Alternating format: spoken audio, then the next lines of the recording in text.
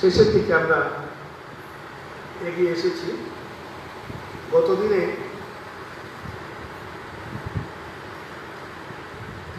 আমি বলেছিলাম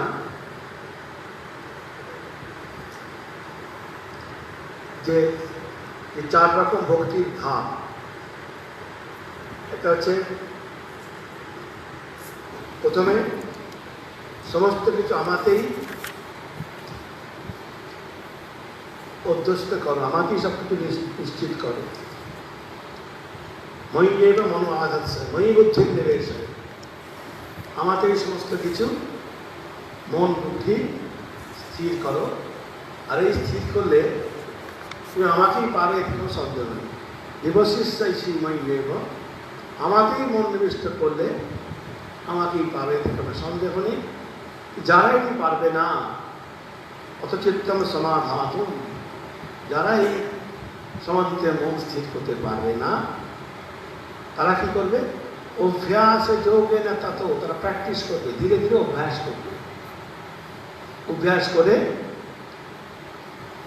যদি আমাকেই মন নিবিষ্ট করার চেষ্টা করে, তাহলে মামির ছাত্তুম, অর্থাৎ আমারই এই অভ্যাস যোগের দ্বারা তারা আমাকেই প্রাপ্ত হওয়ার জন্য ইচ্ছা পাবে, আমাকেই পাবে তারা। আবার তারপর বলেন অভ্যাসের পেশন অর্থ শ্রীমৎ কর্ম পরমন্ত। এই অভ্যাস করতেও তুমি না পারো, যদি রোজ রোজ এই অভ্যাস যদি তোমার দ্বারা না হয়, তাহলে কি হবে? মত কর্ম পরম ভব, আমার যাতে তুষ্টি হয় সেইরূপ কর্ম করো। পূজা, যজ্ঞ, উপবাস, একাদশী, যাগ যজ্ঞ ইত্যাদি, যারা এটি আমার কর্ম করো। উদাহরণ দিয়েছিলেন বাদুর বাগানের নরগোপাল ঘোষে, তুমি যখন জব করতে পারবে না, দিনে একবার দুবার যখন অভ্যাস দিয়ে করতে পারবে না, তখন আমার নাম করো। আর যারা তাও পারবে না, অথৈ তথ্যশক্তোষী, তাও না পারো, যে আমাদের আশ্রয় করে আমার কর্ম যারা করতে পারবে না, তারা কি করবে? সর্বকর্ম ফল ত্যাগম তথা ভগবান, তারা সমস্ত কর্মফল আমাকে দিয়ে নিশ্চিন্ত হয়ে বসে। তুমি যখন দিনে একবার আমার নামও করতে পারবে না, তাহলে আমি তোমার হয়ে করবো। আমি কখন মানা, আমাকে পাওয়ার ব্যাটার দাও, আমাকে আমুক্তারি দাও, আমি করবো তোমার। এই হচ্ছে ভগবানের চার রকম থাক। আর এই চার রকম থাকে যে ফল কিরকম কিরকম সেও বলে দিলেন। শ্রেয় জ্ঞান অভ্যাসের থেকে তুই যে ভক্তি করছো, কাকে ভক্তি করছো? যদি জ্ঞান না থাকে তাহলে ভক্তি লাভ হয় না। তাই অভ্যাস ভক্তির থেকে জ্ঞান করো। জ্ঞান ধ্যান ধ্যান বেশির সাথে এই জ্ঞানের থেকে আবার ধ্যান করো। আর এই জ্ঞানটি ভক্তি যখন পারলো, কি হলো? এই জ্ঞানটি যখন নিরবিচ্ছিন্ন তৈরি ধারণা যখন একমুখী হবে, যখন আর অন্য কিছু চিন্তা থাকবে না, ঈশ্বর চিন্তা ছাড়া, তখন সেটা ধ্যান। ধীরে ধীরে অনট করতে করলে হয় ধ্যান। মানে নিরবিচ্ছিন্ন তৈলাবধ ধারাবধ একটি প্রবাহ চলবে যখন, তখন তাকে ধ্যান করছে। Continuous flow of thinking, continuous flow, বুদ্ধিকে যদি একমুখী করা যায়, সেটাকে ধ্যান। ঠাকুর বলছে সূর্য তো সব জায়গায় আছে, তো এই সূর্য যখন কেন্দ্রীভূত হয় আতস কাঁচের মধ্যে দিয়ে, তখন যে প্রচণ্ড শক্তি হয়, সে কাগজ কাঠ শক্তি পুরী হয়ে যায়। এই ধ্যান মানে এই বুদ্ধিকে, শুভ বুদ্ধিকে কেন্দ্রীভূত করা, কন্টিনিউয়াস ফ্লো অফ থটস। আর কি বলছে? এই ধ্যানের থেকেও শ্রেষ্ঠ হবে কি? কর্মফল ধ্যান। কেন না, সেখানে যে ধ্যান করছে, তো তার একটি ধ্যান আমি করছি, আর একজন ধ্যানের বস্তু আছে, এইভাবে একটা আরম্ভ করে। যিনি কর্মফল ত্যাগ করেছে, তার তো আর নিজের মধ্যে কিছু নেই, তখন তার যে ক্ষুদ্র আমিটা এই ক্ষুদ্র আমিকে দেখুন পাকা আমিতে পরিণত হয়েছে। আমি কিছু নই, সবই তুমি। যখন তাকে বকলমা দেওয়া হয়েছে, যখন আমরা কোনো সম্পত্তি থেকে যখন পাওয়ারের একটা দিই, তখন সেই সম্পত্তি থেকে আমাদের কোনো অধিকার থাকে থাকে না। একজন তো মরার পর একটা উইল করে গেল, বললো আমার বিষয় সম্পত্তি সব রামকৃষ্ণ মিশন পাবে, তাকে পাওয়ার ব্যাটারনি করে দিয়ে গেল।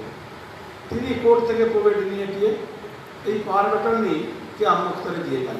তিনি ব্যবস্থা করলেন, পরে হয়তো মিশনটা কাউকে আসছে পেল।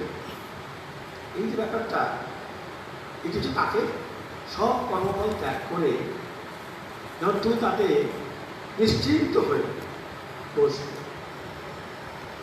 ঠাকুরের উদাহরণ আছে, পাখি ওদের জব করতে হয় কেন? ওদের সময় বলতেন জব করে কিছু পাওয়া যাবে না, এটি জানার জন্য, ডানা ব্যথা হওয়ার জন্য। পাখি সে উত্তর দিকে গেল, একবার দক্ষিণে গেল, একবার পূর্বে গেল, একবার পশ্চিমে গেল, তার পুরুষকার দিয়ে সব করে উড়ে বেড়ালো। যখন দেখলো কোনো দিকেই কোনো দিশা নেই, সব দিকে খালি জল আর জল, জাহাজে যখন যাচ্ছে, বিরাট সাগরের মধ্যে জাহাজ যাচ্ছে, ভাবুন একটা পাখি যদি উড়ে, সে চতুর্দিকে উড়বে, যেদিকেই দেখবে উড়বে দেখবে খালি জল। গানে আছে না, তুই যেদিকে যাবি দেখতে পাবি জলে জলাকার, নাহি অন্তর দিক দিগন্ত অকুল পাঠা। তো তারপর সে কোনো দিক দিগন্ত পাবে না, কোনো দিশা পাবে না, চতুর্দিকে জল। তো সে কি করবে? দেখতে দেখবে কি হয় যে বাবা আমার জাহাজটাই ভালো ছিল। সে তখন আবার সব দিক উড়ে যখন সে ব্যর্থ হলো, তখন সে ওই মাছ তুলে এসে পৌঁছল। তার ওই জাহাজের মাছতুলটিতে করছে শরণাগত হলো, নিশ্চিন্ত হলো, এই মাছতুলটি আমাকে সাগরের পারে নিয়ে গেল। আমাদের সংসারী জীবন যারা, তাদের যখন ডানা ব্যথা হবে, তখন সে ওই শরণাগতির ভাবতে আসে। যখন সে উপনিষদে খুব সুন্দর শ্লোক আছে, উপনিষদে বলছেন পরীক্ষা লোকান কর্মচিতান ব্রাহ্মণ निर्वेद माया नास्ति अकृत कृतेन तद विज्ञानार्थम स गुरुम एव अभिगच्छत समित पानी श्रोत्रियम ब्रह्मनिष्ठम। বলছে কি পরীক্ষা লোকান, এই সমস্ত জগতের সবকিছু পরীক্ষা করে সংসার করলাম, স্ত্রী পুত্র পরিবার পালন হলো, তারা বড় হলো, নাতি নাতনি হলো, সবই হলো, এরকম কিছুই হলো না। এই ভক্তি মার্গের অধিকারী কারা? যে যখন দেখবে এই সমস্ত জগতের যা কিছু করা হলো নাস্তি অকৃত কৃত, মানে আমার দ্বারা যা কিছু করা হয়েছে সব থেকে অকৃত, কোনোটাই কোনো কাজের নয়। এই বলছেন যে পরীক্ষা লোকান কর্মচেতন ব্রাহ্মণ, এই সমস্ত কর্মেরই আর কর্মেরই ফল, যা কিছু করলাম সব কর্ম আর তার ফল। এটি দেখার পরে তার মনে একটা বৈরাগ্য আসবে। সে কি করবে? সে দেখবে যে নাস্তি অকৃত ক্ষেত্রে জগতে আমার করার কিছু নেই। নাতি নাতনি বড় হয়ে গেছে, সংসার তার মতো চলবে। সংসারটা কি? সংসরতি ইতি সংসারও, যে নিত্যই পরিবর্তিত হয়ে যায়, সরে সরে যায়, তাই সংসার, তাই মায়া, যা কখনো স্থির থাকে না। যেমন নদীর ঢেউ, বলছেন গঙ্গারই ঢেউ, ঢেউয়ের গঙ্গা নয়, এটি ঢেউয়ের গঙ্গা কোনোদিন থেকে আমাকে শরণাগত হয়ে আমাকেই আশ্রয় করে এই সমর্পণ করতে যদি আমাদের থাকে, তাহলে তিনি করবেন।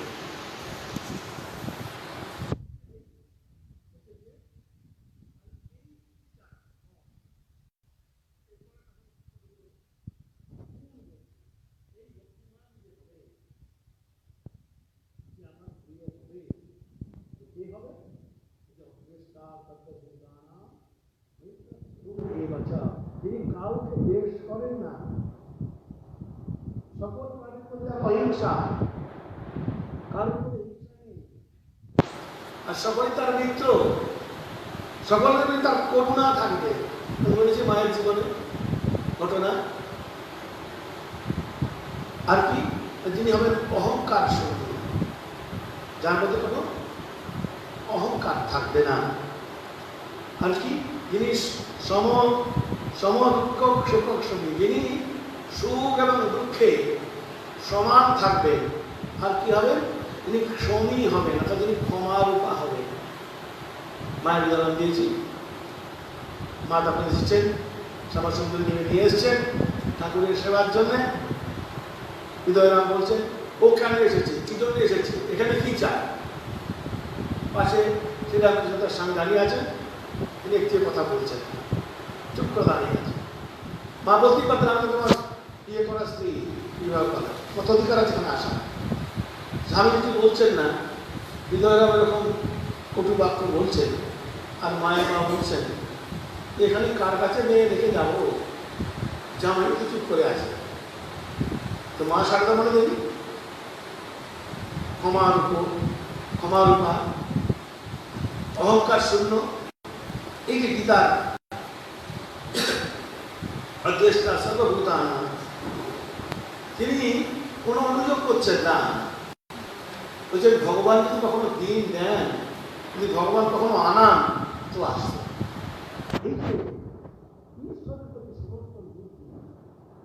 মায়ের কোনো অভিযোগ নেই, কোনো অভিযোগ নেই যে আমি এতদিন কষ্ট করে এলাম, আমাকে মিলে না।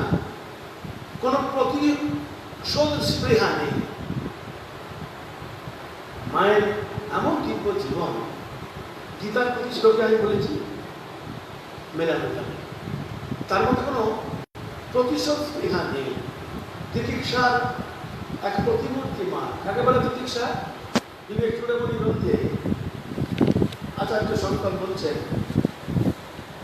সহনম সর্বদুঃখানাম মৈত্রক করুণা এই বাছা, তিনি সমস্ত দুঃখকে সহন করেন। সহনম সর্বদুঃখানাম, কিভাবে করেন? সহনম সর্বদুঃখানাম চিন্তা বিলাপ রহিতম, চিন্তা করেন না, যা বলিল দেখে তাকে, এই কোনো চিন্তা নেই, কোনো বিলাপ নেই, আমাকে দুঃখ দিল, কোনো অভিমান করা নেই,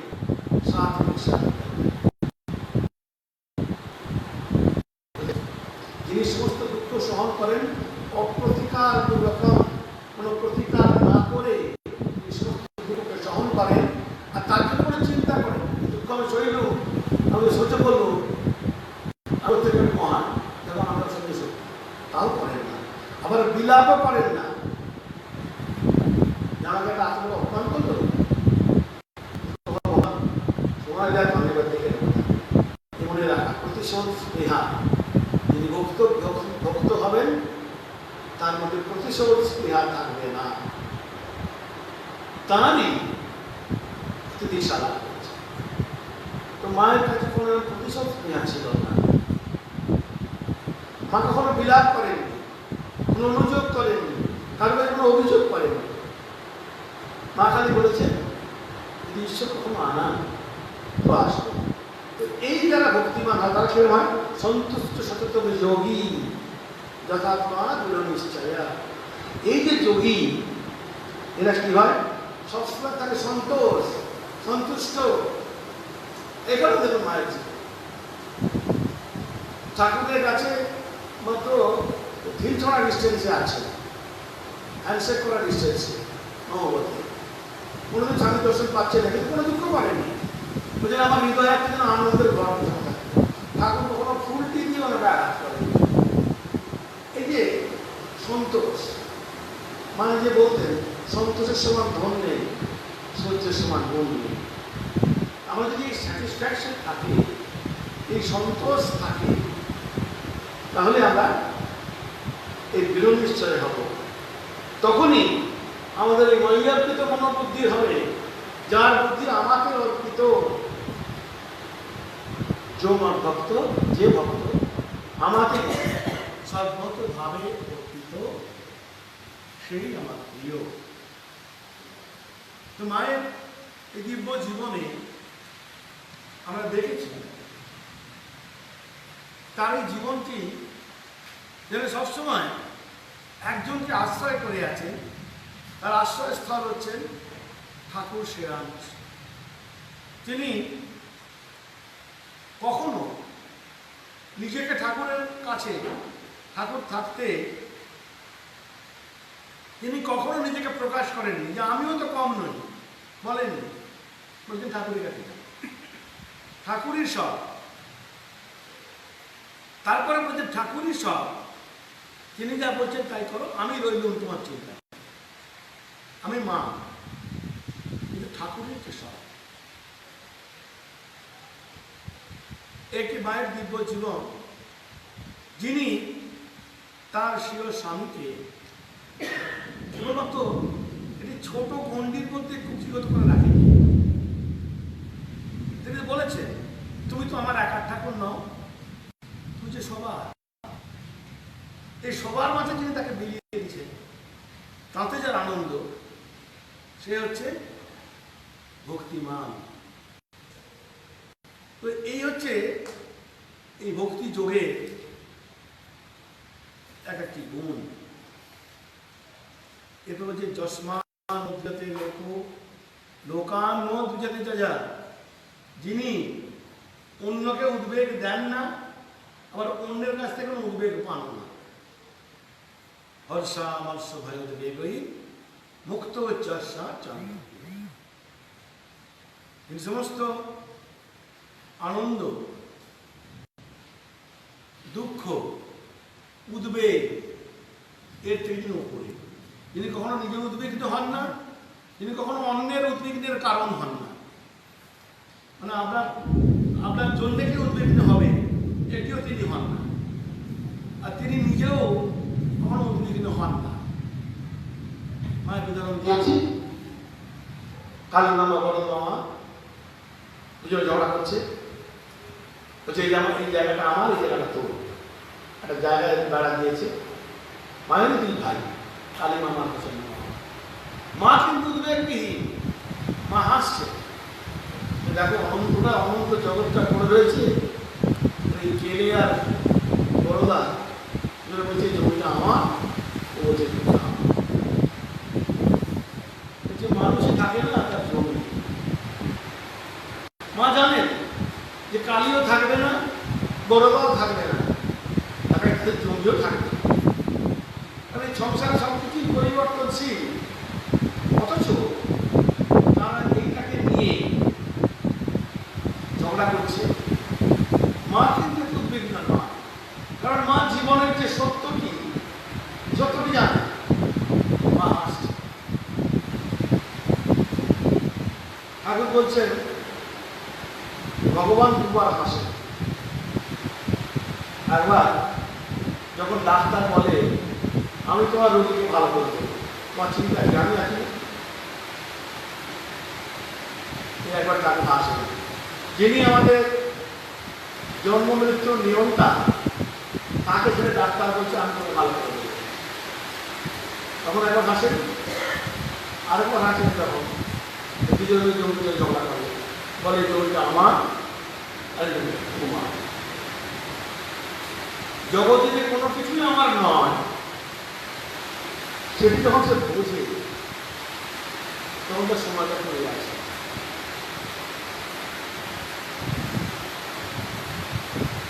আমি সেই লোক কেমন থাকে, একজন তার ব্যক্তিগত যাত্রী তাকে বলছে যে তুমি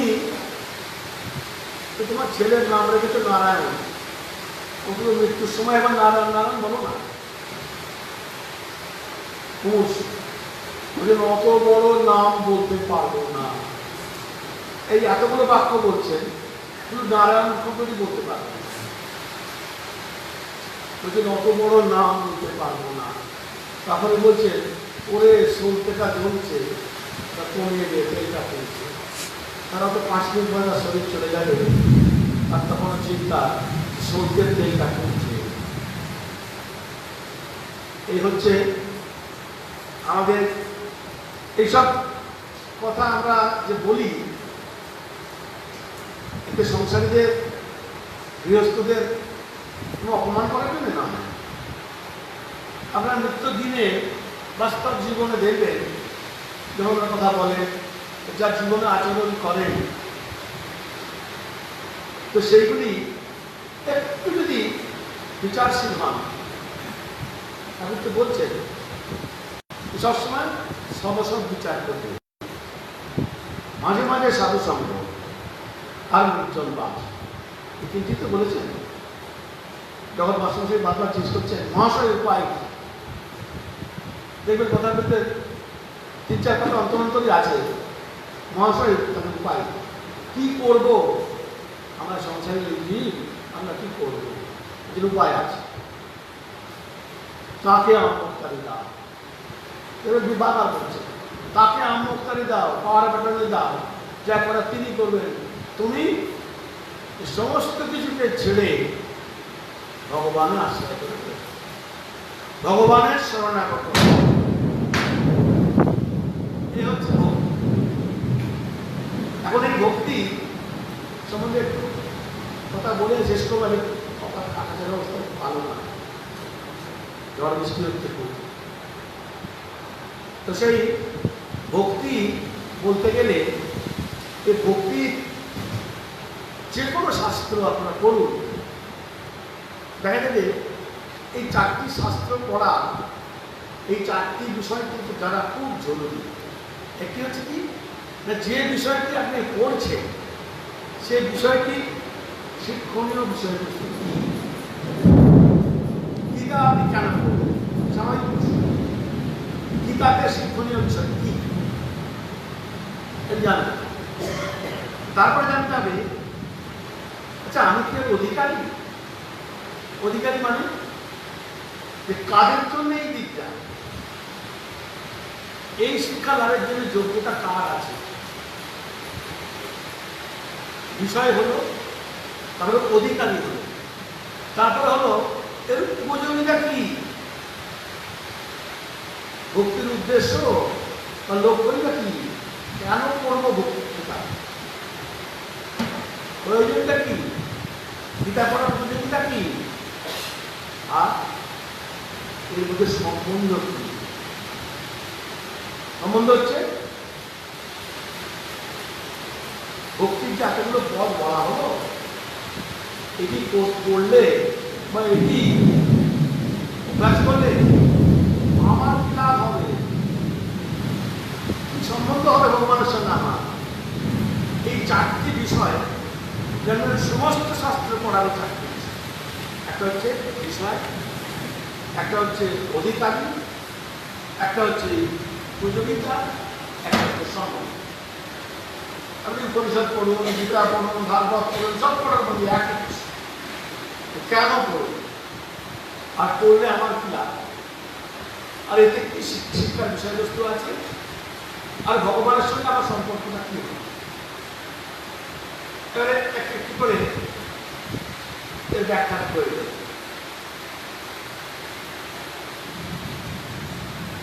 তো বিষয়টা কি, এখন যে এতদিন ধরে যে গীতার ভক্তিযোগ পড়ানো হচ্ছে বা গীতার পাঠ করছি, এর বিষয় হচ্ছে ভক্তি যোগ। ভক্তি যোগ, যার দ্বারা আপনার ভক্তি যোগ হবে, তার সঙ্গে হবে ভগবানের সাথে, তার সঙ্গে যোগ হবে, তাই ভক্তি যোগ বিষয়। আর কাদের জন্য গীতা ভক্তি যোগী শিক্ষা ভগবান দিচ্ছেন, কাদের জন্য, যারা কিনা আমার ভক্ত, মানে যারা সংসার করেছে, সংসার করছে, সংসারে ছেলে পেলে বউ নাতি নাতনি বৌমা সব আছে, কিন্তু একটা দুঃখ বোধ আছে যেন সব থেকেও একটা কিছু নেই, তারাই কিন্তু ভক্তি লাভ করতে আসে, তারাই রামকৃষ্ণ মিশনে আসে, তারাই মঠ মিশনে আসে। যারা এই সংসারে সব কিছু করার পরেও বুঝে যে এত তো বললাম, এই জগতের সব কিছু রাস্তার করতে না, সবচেয়ে গুরুকার যায় এই মাথায় থাকবে আমাদের খালি এই জন্য ভক্তিযোগের যারা অধিকারী তাদের খুব পড়াশোনা করতে হবে না শুধু চাকরি অনেক উচ্চ অফিসার হতে হবে তাও না। তাহলে এই ভক্তিযোগের অধিকারী কারা? যারা সাধারণ মানুষ, আমাদের তো সাধারণ মানুষ, কিন্তু যাদের মধ্যে এই অভাবটি আছে, যিনি বর্তমান অবস্থায় সন্তুষ্ট নন। আমার তো ছেলে বৌমা নাতি নাতি সবই আছে, সব ভেতরে তো একটা কিছু নেই। কি নেই এই জন্য জানতে চান শুনে করতে চান।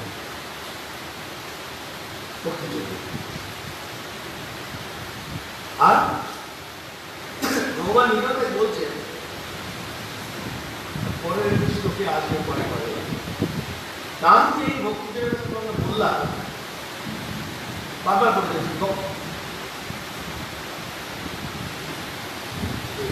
অর্জুন প্রতিদানী নামে ভক্ত পরাশক্তি। অর্জুন আমি প্রতিজ্ঞা করছি আমার ভক্তের কোনো বিনাশ নেই। কিন্তু বলছে আমার ভক্তের বিনাশ নেই তিনি বলছেন।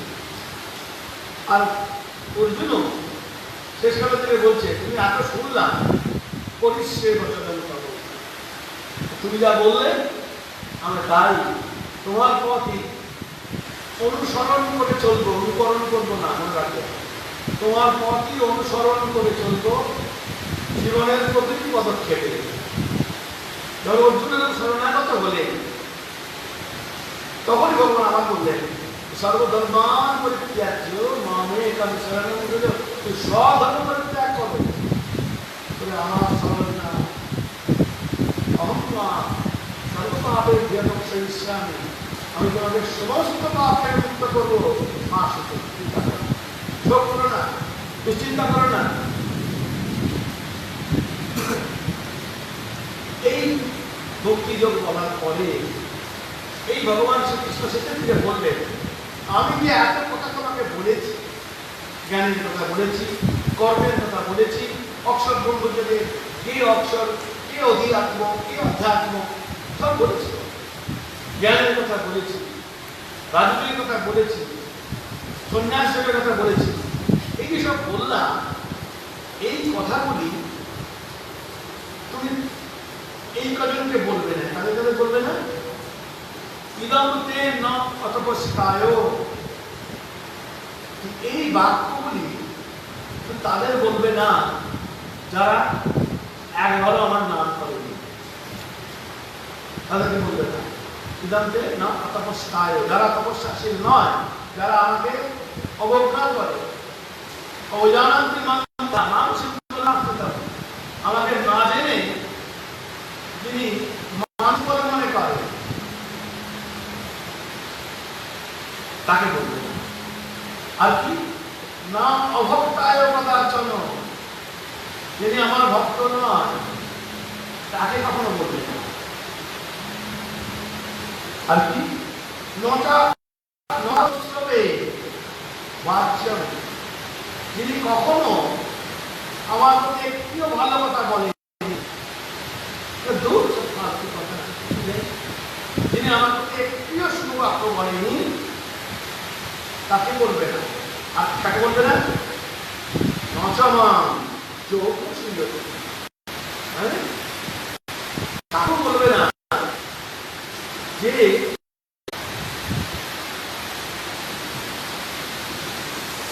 যারা অভ্যসিত মানে যারা সবসময় একটা দোষ ভগবানকে জানলাম আমার ছেলের চাকরি হলো না, কি তোমার ভগবান করবে, আমার এটা তো বিয়ে হলো না, এটি সবসময় এটি অনুযোগ ভগবানের সঙ্গে ব্যবস্থা। আমি মানে 100 টাকা ছাড়া 2 টাকা চলেছি আমার এই বিচার না পায় নয়। বলছেন যে এই ভক্তি মার্গ অনুসরণ করার জন্য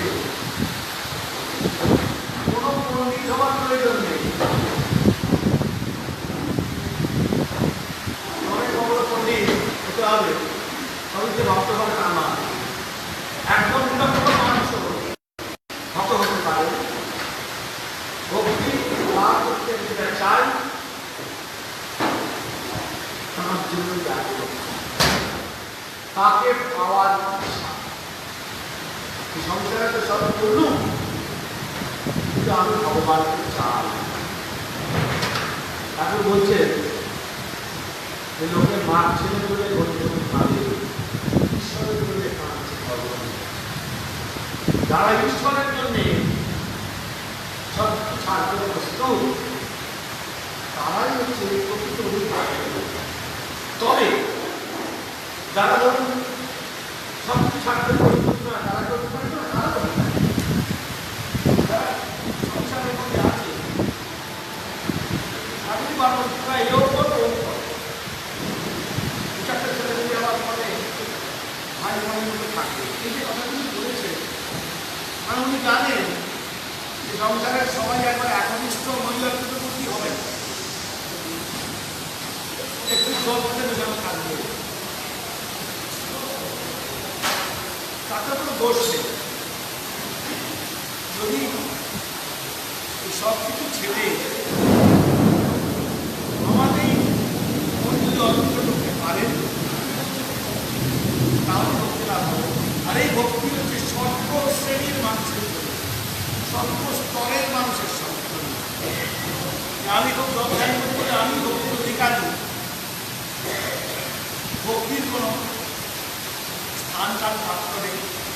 তখন খুশি, যেখানে খুশি, যেমন ভাবে খুশি আমি এই ভক্তি লাভ করতে পারি। যদি দরকার সেটি হচ্ছে ব্যাকুল দরকার। আমার মনের অন্তরে যদি ব্যাকুলতা থাকে, তাকে জানার ইচ্ছে থাকে, তাহলে আমরা সেই ধীরে ধীরে যে ইচ্ছাটা বাড়বে। আমরা ভক্তি লাভ করতে আসি, দীক্ষা নিই, প্রথমে যে একবারে তীব্র আকাঙ্ক্ষা আর তীব্র ব্যাকুলতা আমাদের না হয়। সংসারে নানা রকম কর্ম করছি, আবার তাকেও ডাকছি, এই করতে করতে করতে করতে যত মনটি তার প্রতি আকৃষ্ট হবে, দেখবেন তত যেন সংসার আস্তে আস্তে সরে যেতে থাকে। ঠাকুর বলছেন যখন বৌমার বাচ্চা হয়, তখন যখন যখন তার বাচ্চা যখন যখন তার পরিণত লাভ করবে, আস্তে আস্তে স্বাধীনতার কাজ করবে। পরে যখন সন্তান সম্ভব হলো, তবে কোনো কাজই নেই। সন্তান প্রসব হলো, তবে সন্তানকে কিন্তু মারা যাবে, এই ঈশ্বর লাভ হতে যাবে। যখন আস্তে আস্তে ভক্তি পাইল, অরুণোদয় হলো, তার যখন ভক্ত ভক্তি লাভ করল, তখন কি হবে? দুটো সিঁড়ি বেরোবে, চাকরি হাত পা হবে, তার সেটা ভক্তি তার আরাধ্য দেবদেবীকে দিয়ে সে জনলব্ধা সাধক তৃপ্ত ভবতি আত্মা নাম, যাকে লাভ করলে সাধক পরিতৃপ্তি লাভ করে। ঈশ্বরের আনন্দ কি সেটা মুখে বলা যাবে না। গোপাল রসগোল্লা খাওয়ানো হবে, এটা একটা আনন্দ হয়। গোপাল রসগোল্লা খাওয়ালে গোপাল রসগোল্লাটা কিরকম খেতে সে বলতে পারে, তার মধ্যে আনন্দ হবে। আনন্দ ঈশ্বরের আনন্দ, ঈশ্বর আনন্দ সেই রকম এটা লক্ষণ যদি বলা হয়, একটা সেই রকম। তাই ঈশ্বরের কাছে বারবার আমাদের প্রার্থনা করতে হবে যে তোমাকে আমি চাই, তোমাকে চাওয়ার পথে আমাদের বাধাগুলো আছে, সে বাধাগুলো তুমি সরিয়ে দাও। যদি প্রার্থনা বাকি ব্যাকুল হয়, তাহলে তার সমস্ত বাধা দূরে চলে যায়। কারণ একটি বারাত্মক প্রশ্ন আগে থেকে বলেছি, মাত্র বলেছিলেন সে আনছে। আচ্ছা, তখন কি হবে? আমি তো ভক্তি লাভ করতে চাই, এটা আমার স্ত্রী আমাকে দিতে হয়, আমি বাবা তখন বলছে প্রথম প্রথম তাকে বুঝিয়ে সুঝিয়ে রাখানোর চেষ্টা করে। তুমি তাতেও না তাহলে জগতের স্ত্রীকে ত্যাগ করবে, ঈশ্বরীয় পথে তাকে ত্যাগ করা পাপীয় নয়। এরপরই বলছে কিন্তু যে ঠিক মজাটা হলো আমার নিজেদেরকে আমার ভিতরে বেশি করি না, সত্যিকে আমরা ভগবানকে চাই। যদি কেউ চায় আমি কি করবো, আমার বিড়াল থেকে না খাওয়ার মতো জায়গা নেই, না হতো বুঝলো আসে আমার না হলে আমি না হতো খাওয়ারই হয় না, কেন ওর খাওয়ার দায়িত্ব ভগবান দিয়ে দিয়েছে জগতে। এরকম নানা অপ্রাসঙ্গিক যুক্তি আমরা খাড়া করি, কখন করবো? আমার মা বাবাকে স্কুলে পাঠাবো, বৌমা তো স্কুলে গেছে, খালিদের স্কুলে পাঠাবো, আমি কখনই সঙ্গে ডাকবো, আমার তো সময় নেই। 24 ঘন্টার মধ্যে আলাদা সময় ছিল, কোনো কাজই হবে না। যারা আকর্ষণ করবে, যারা মনে করবে যে আমরা ঈশ্বরকে ধরেই থাকবো, কারণ এই আকর্ষণ যাদের হবে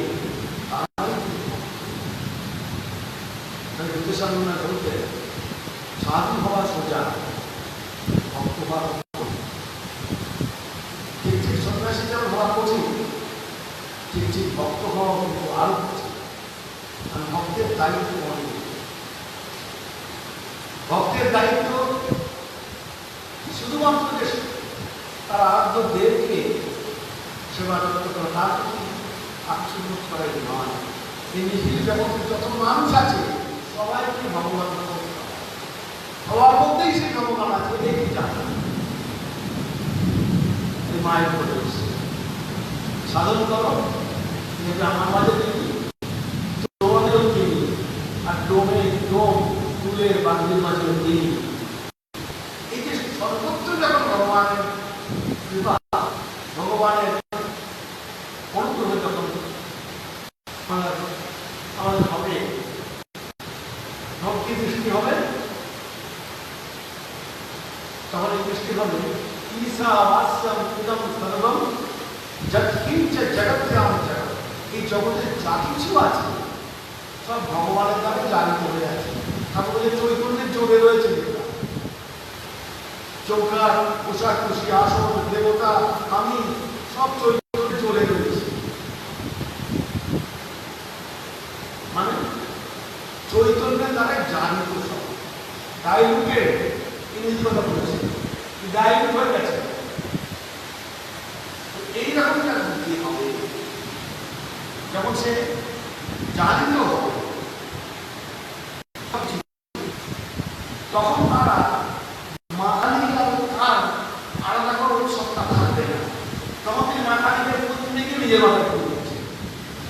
একটি বেড়া দেখেছে যে মা বিড়াল থেকে আগে খাওয়াচ্ছে, কেন? যখন সে ভালো করে পড়বে, তখন তার বিড়াল বুদ্ধি নেই, ঈশ্বর বুদ্ধি। যখন আমাদের বিড়াল বুদ্ধি আছে তখন আপনি আসে, যখন সে পাকানি হয়ে গেছে তখন তিনি আর বিড়াল দেখছেন না, তিনি দেখছেন মা কালী ওই লোক দেখেছে আমার সামনে আসছে, তখন তিনি আর পাথরের মধ্যে দেখছেন না। ভক্তির যখন এই পরাকাষ্ঠায় যখন ভক্ত যাবে, তখন ধীরে ধীরে এইরকম দর্শনাদি হয়। কিন্তু এই ভক্ত যিনি, তাকে যখন পড়াশোনা করতে হবে, তাকে যে অত্যন্ত পণ্ডিত হতে হবে, বা সমাজের একটা স্তরের মানুষই ভক্তি লাভ করতে পারবে তা নয়। সমাজের সর্বস্তরের মানুষ সবাই হয়তো জ্ঞানবান করে না হতে পারে, যে ভক্তিবান তাকে পড়াশোনা করতে হবে, এইরকম ভাবে জপ করতে হবে, সুন্দর জপ করতে হবে। এইরকম ভক্তের কাছে কিছু নেই। ভক্ত কি বলেন?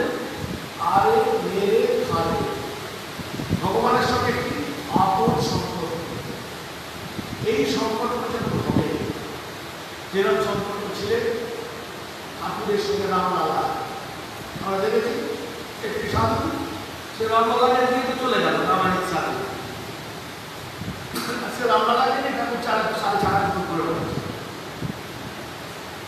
কত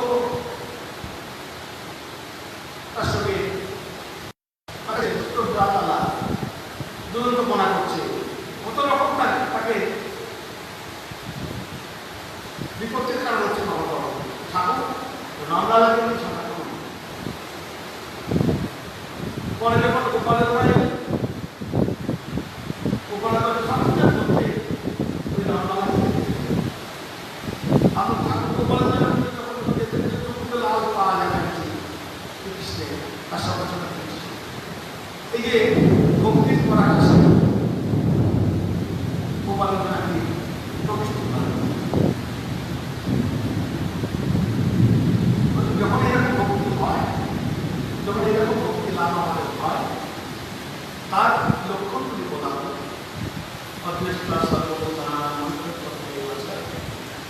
এই সমস্ত গুণ তখন তার হয়।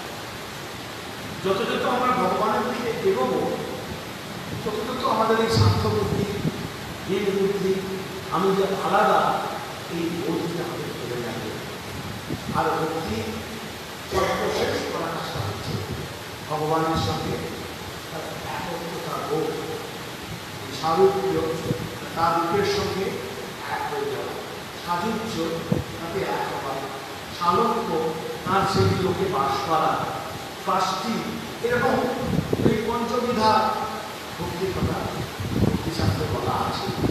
চৈতন্য চৈতামৃত, শ্রীমদ্ ভাগবত আর অনেক ভক্তিশাস্ত্র আছে, তাতে এই সমস্ত ভক্তির আলাদা বলা আছে। ভক্ত যে সে মুক্তি চায় না, বলে আমি শুদ্ধা ভক্তিতে কাতর হই, আমি মুক্তিতে কাতর নই। আমি গান বলছি মুক্তি তো অনেক ছোট কথা, আমি আজীবন বেঁচে থাকতে চাই, আর ভগবানের এই দিব্য লীলা আমি আমার আকণ্ঠ পান করতে চাই। এ হচ্ছে ভক্তের চাহিদা। ভক্ত আমি মুক্ত হতে চাই না, মুক্ত চলে যাবে এখানে আমার এই বুদ্ধি আমার নেই। আমি ভগবানের এই লীলা অপার লীলা উদাহরণ দেবো, বিশেষ করে আছে রাবণ চলে এসেছিলেন। যখন রামচন্দ্রের রাবণের বধ করলে দেখবেন যে বিশ্বস্বরূপের পুত্র, বিশ্বস্বরূপের স্ত্রী নিকষা, নিকটটা দূরে পালিয়ে যাচ্ছে। আর নিকষাকে তোমার যে অপারম্পর লীলা, এই লীলা আমি ছাড়তে চাই না। আমি নিরন্তর বেঁচে থেকে এবারের যে দিব্য লীলা আরো দেখতে চাই। আমি মৃত্যু চাই না। আমার মৃত্যু হয়েছে ছেলে, তার আমি শোক করে নিলাম, জানি আমার অধর্ম করছে না, কিন্তু আমি তোমার এই লীলা যুগ যুগ যুদ্ধে লীলা দেখতে চাই। তাই আমি মৃত্যু কামনা করি না। আমি তোমার ভক্ত, এই ভক্তি যারা সাধক তারা চায় না, তারা গোপীদের মতো জন্ম জন্ম ধরে শ্রীকৃষ্ণ প্রেম, সেই প্রেম আশীর্বাদ করতে চায়। যারা সমস্ত নিয়ে কৃষ্ণ সুখ পান করেছিল তারাই ভক্তি। যারা এই কৃষ্ণ সুখ পান করে গোপন করে রেখেছিল, এটি কোনো বলবার টাকা নয় যে আমি সাগরের বড় ভক্ত, অহংকার করা নয়, অভিমান করা নয়। অভিমান যদি করতে হয় ভগবানকে নিয়ে, অহংকার যদি করতে হয় সে ভগবানকে নিয়ে, আমি এর সঙ্গে মিশাবেন না। এইরকম যারা ভক্ত তারাই যুগ যুগ ধরে ভগবানের লীলায় তারাই আসেন। ঠাকুর এসেছিলেন, তার সঙ্গে মা সারদানন্দ এসেছিলেন। তার ত্যাগী সন্তানকে তারা এরা সব যুগ যুগ ধরে ভগবানের লীলার পার্শ্বদ, লীলার সঙ্গী, আর তারা তাদের দিব্য জীবন দিয়ে এই বুঝিয়ে গেছে কি করে মুক্তি লাভ করতে হবে। যদি আমরা তাদের দেখানোর পর তাদের যে রোল মডেল, তাদের যে ছাঁচ, সেই ছাঁচটিকে আমাদের নিজের জীবনে ঢালতে পারি, তাহলে আমাদের জীবন সেই ছাঁচে ঢালা হবে, তাহলে আমাদের জীবন দিব্য জীবনে পরিণত হবে, আমাদের জীবন শান্তিময় হবে, সবার জীবন আমাদের শান্তিময় হোক, সবার কামনা করে সর্বের সন্ত লীলাময় দুঃখ আর সুখ দুটোই চক্রবাক পরিবর্তনকে কোনো কিছু থাকে না। সুখ চিরকাল স্থায়ী হয় না, দুঃখ চিরকাল স্থায়ী হয় না। চক্রবাক পরিবর্তনকে সুখাচ্ছে সুখ দুঃখ নিয়ে আমাদের থাকতে হবে, কিন্তু তবুও ঈশ্বরকে আমরা ধরি যে আমাদের সব কিছুর মধ্যে একজন ভগবান আছে, যাকে পেলে আমাদের জীবন মধুময় হবে। ভগবান গীতা বলছেন কেন ভগবানকে ডাকবো? আসলে শঙ্কর গীতা ভাষ্য বলছেন যে আত্যন্তিক দুঃখ নিবৃত্তি আর পরমসুখ প্রাপ্তি। আমরা সুখটা কি জানি না, দুঃখটা কি জানি, যাতে এই পরম দুঃখ থেকে পরিত্রাণ পাওয়া যায় তাকে ভগবান একজন বিবেচনা মাত্র আমরা জিজ্ঞেস করছিলাম যে মানুষ সুখ কি জানি না, অসুখ কি জানি না, আমার সাথে গাড়ি করে গায়ে খাওয়া বলে গায়ে খাওয়া বলে কষ্ট করে জানি যেটা সুখ অসুখ নয়, তাই সুখ। শান্তি কি? অশান্তি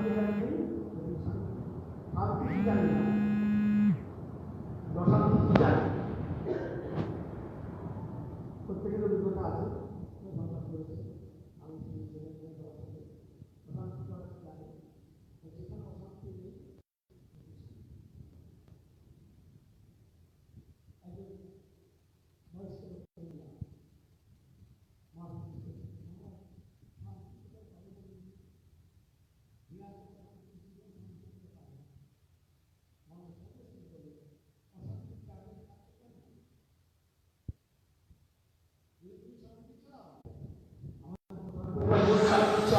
আমি সব ঠিক করতে রাখবো, আমার নিজের ঘড়িটা ঠিক ঠিক চলতে হবে, সবার ঘড়ি কারো স্লো কারো ফাস্ট, আমার তো ঠিক ঠিক চলছে। এই যে এই বুদ্ধিতেই যত অশান্তি, যদি আমরা মায়ের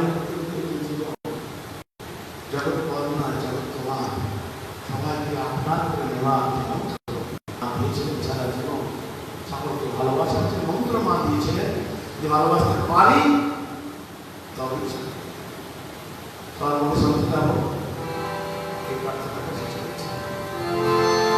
বসুদেব সুতং দেবং কংসচাণূরমর্দনম দেবকী পরমানন্দম কৃষ্ণং বন্দে জগদ্গুরুম মূকং কरोति वाचालं पङ्गुं लङ्घयते यत्कृपातमहं वन्दे परमानन्दमाधवम्।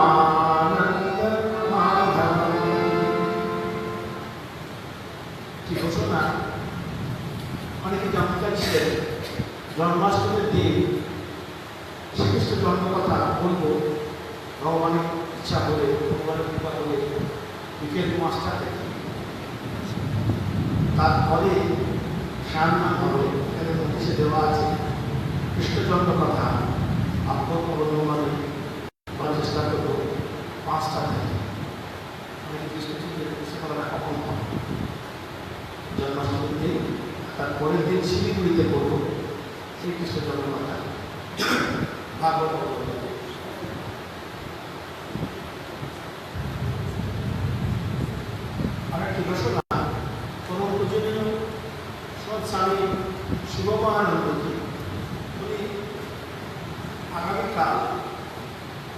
আসছেন বা বগুড়া হয়ে শিলিগুড়ি গেল, শিলিগুড়িতে দুদিন দীক্ষা হবে।